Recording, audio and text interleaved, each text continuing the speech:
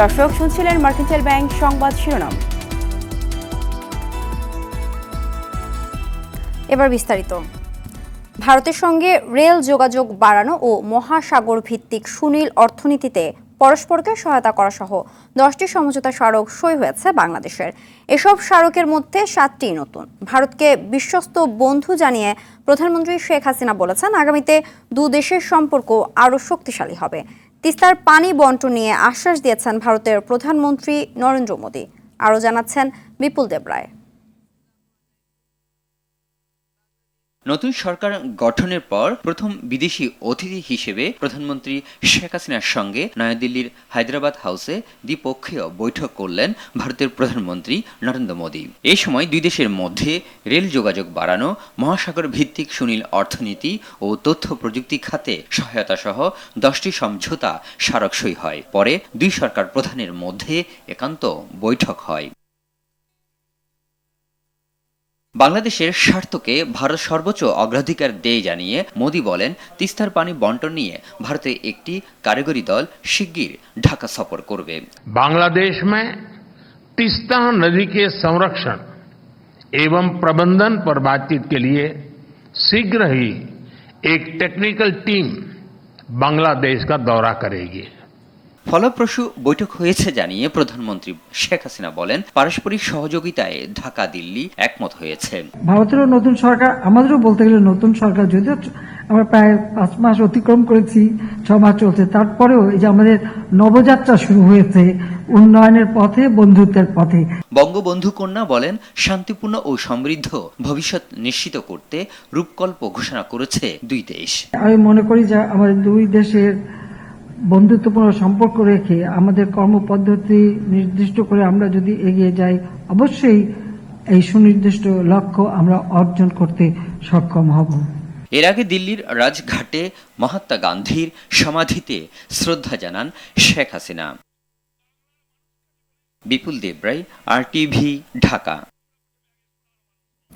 রাজনীতিবিদদের দুর্নীতিবাজ প্রমাণের জন্য একটি গোষ্ঠী অপতৎপরতা চালাচ্ছে, এমন অভিযোগ করে আওয়ামী লীগের সাধারণ সম্পাদক ওবায়দুল কাদের দুর্নীতির বিরুদ্ধে সরকারের জিরো টলারেন্স অবস্থানের কথা সাফ জানিয়ে দেন।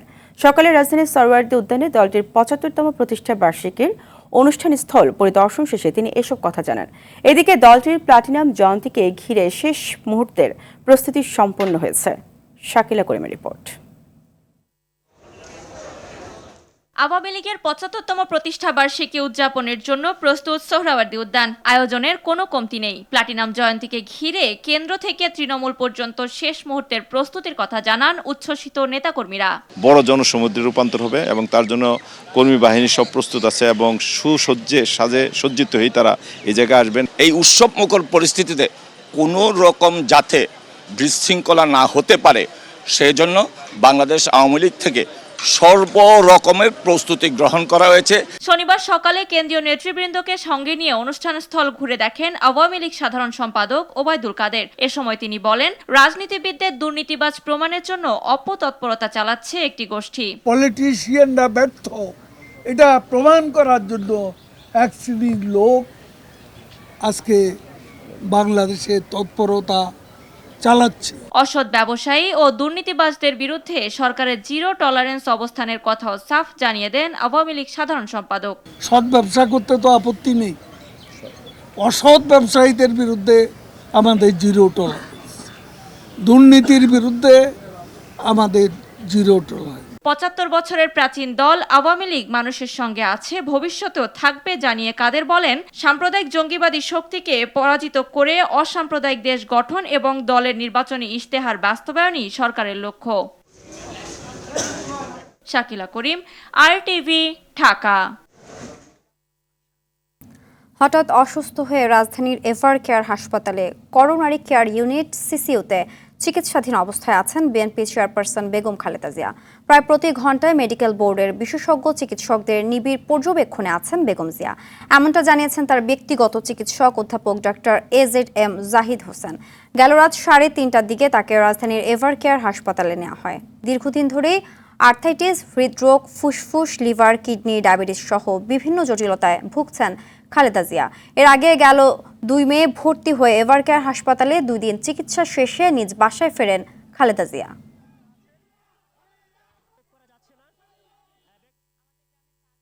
বরগুনার আমতলীতে বিয়ের অনুষ্ঠানে যাওয়ার সময় হলদিয়া হাট সেতু ভেঙে কনে পক্ষের মাইক্রোবাস ও অটো খালে পড়ে 10 জনের মৃত্যু হয়েছে।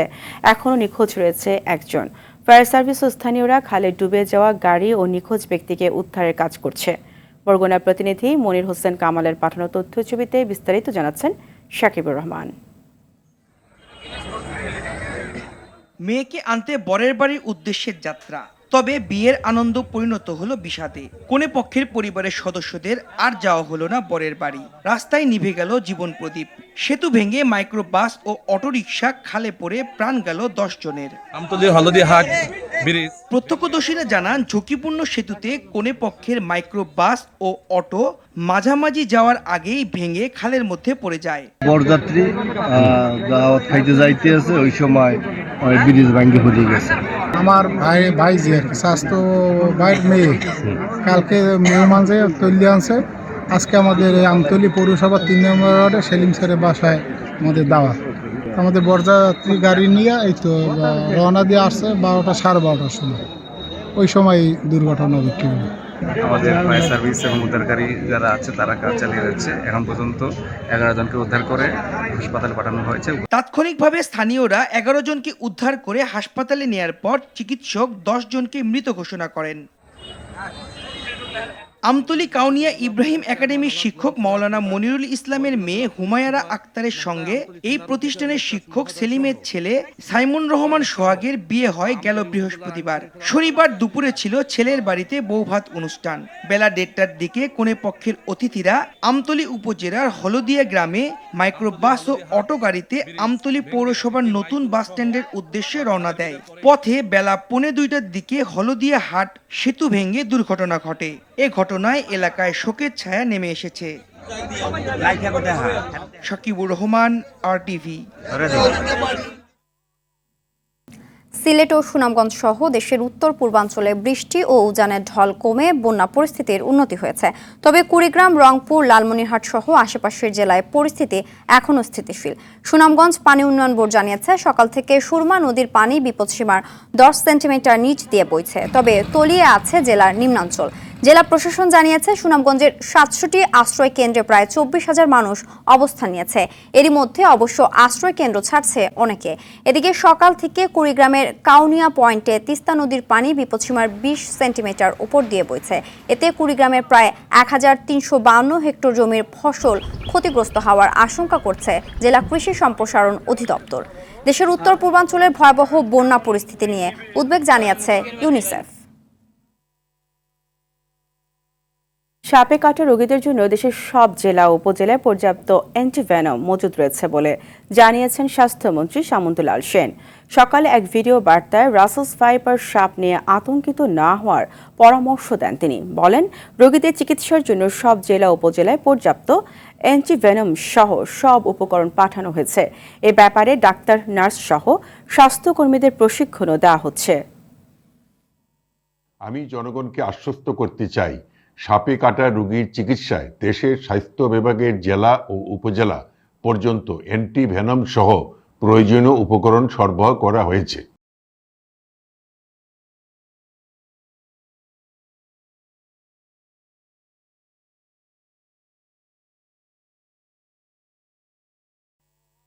ন্যাশনাল লাইফ ইন্স্যুরেন্স আন্তর্জাতিক সংবাদ।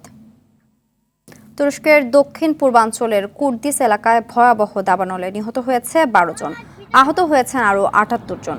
শুক্রবার দেশটির স্বাস্থ্য মন্ত্রণালয় এ তথ্য নিশ্চিত করেছে। দাবানলের ফলে অনেক প্রাণী পুড়ে মারা গেছে, আবার অনেকগুলো ভয়াবহভাবে আহত হয়েছে। রাতভর ওই এলাকার আকাশে ছাই উঠতে দেখা যায়। সকাল হওয়ার সঙ্গে সঙ্গে আগুন আরও ছড়িয়ে পড়ে। আহতদের মধ্যে 5 জনকে আইসিইউতে নেওয়া হয়েছে। চলতি বছর তুরস্কে এ পর্যন্ত 74টি দাবানল হয়েছে। দাবানলে ধ্বংস হয়েছে 31,900 একর জমি।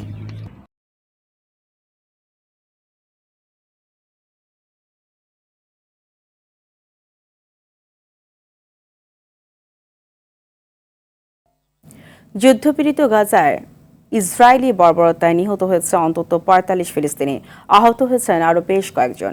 ফিলিস্তিনে চলমান সংকটের মধ্যে অবরুদ্ধ গাজার স্বাস্থ্য চিকিৎসা ব্যবস্থা প্রায় ভেঙে পড়েছে বলে জানিয়েছে বিশ্ব স্বাস্থ্য সংস্থা। এদিকে শুক্রবার গাজায় রেড ক্রস কার্যালয়ের কাছে হামলায় নিহত হয়েছে অন্তত 22 জন। এক বিবৃতিতে সংস্থাটি এসব তথ্য জানায়। তবে কারা ওই হামলা চালিয়েছে সেই বিষয়ে বিবৃতিতে স্পষ্ট কোনো ব্যাখ্যা দেওয়া হয়নি।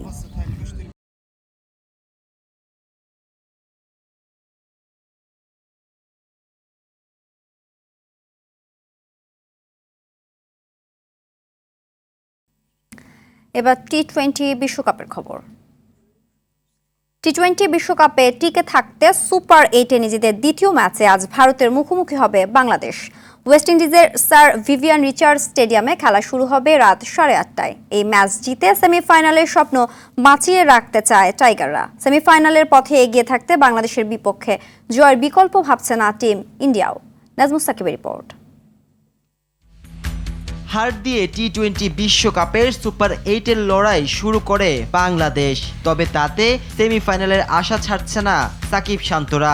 এখনো সুযোগ আছে, আর এইখানের উইকেটটা বেশ ভালো, তো ইজি হবে না ফর শিওর, কিন্তু এখনো হোপ ছাড়ছি না। তবে আবহাওয়ার পূর্বাভাস বলছে ভারত বাংলাদেশের ম্যাচে বাধা হয়ে দাঁড়াতে পারে বৃষ্টি। বৈরী আবহাওয়ার কারণে বদলে যেতে পারে বাংলাদেশের হিসাব নিকাশ।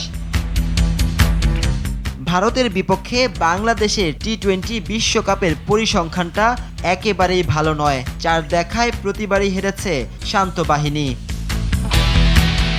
সেমিফাইনালে স্বপ্ন বাঁচিয়ে রাখতে হলে ভারতের বিপক্ষে অতীত ভুলে প্রতিটি বিভাগকেই খেলতে হবে সেরাটা দিয়ে। এখানে চ্যালেঞ্জটা একটু ডিফারেন্ট, এখানে ব্যাটসম্যানদের ফেভারটা একটু বেশি, তো আমরা আগে ব্যাটিং করলে আমাদের অ্যাটলিস্ট 170-80 করতেই হবে। ইভেন বোলারদেরও চ্যালেঞ্জটা আরও বেশি, সো মার্জিন ছোট, তো এখানেও আরও স্মার্টলি বোলিং করতে হবে।